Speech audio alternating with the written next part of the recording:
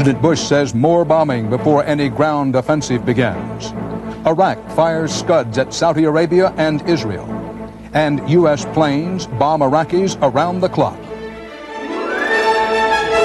This is the CBS Evening News. Dan Rather reporting tonight for the special War Update edition. Good evening. While President Bush said today he is in no hurry to start a ground offensive, skies cleared over Iraq and Kuwait and Allied warplanes bombed away, flying nearly 3,000 sorties.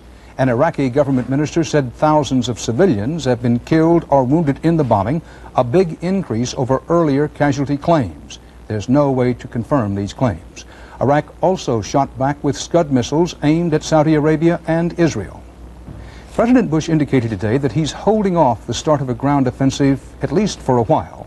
The president did so following his talk with Defense Secretary Cheney and General Colin Powell, both just back from the Gulf. White House correspondent Wyatt Andrews begins our coverage. After listening to his two top military advisors for more than an hour, the president announced he would stick with the air war for now. The air campaign has been very, very effective, and it will continue for a while.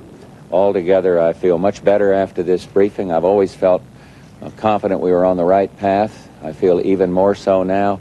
Defense Secretary Cheney and Joint Chiefs Chairman Powell returned from their weekend visit to Saudi Arabia, recommending that the United States not rush into a bloody ground offensive, that the air campaign should first destroy more Iraqi troops and materiel. A ground war at some point, however, has not been ruled out.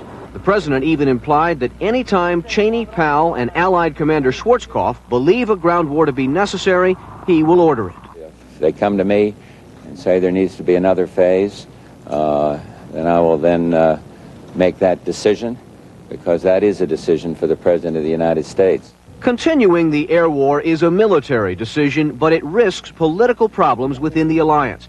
The Soviet Union, a linchpin of the coalition, today kept up complaints that Allied bombers have hit too many Iraqi civilian targets. We are worried by the fact that there seems to be more and more casualties among civilians, and there seems to be more and more destruction, which is not military related at all. The criticism struck the rawest kind of nerve at the White House. Spokesman Marlin Fitzwater, while refusing to quantify civilian damage, described the issue as the product of Iraqi propaganda, saying it's disturbing to find that somebody's buying it.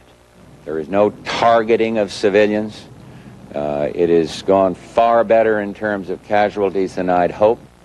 Still, the question of casualties is driving the president's decision to continue the air campaign. It's just that it's the Allied and American casualties he's worried about.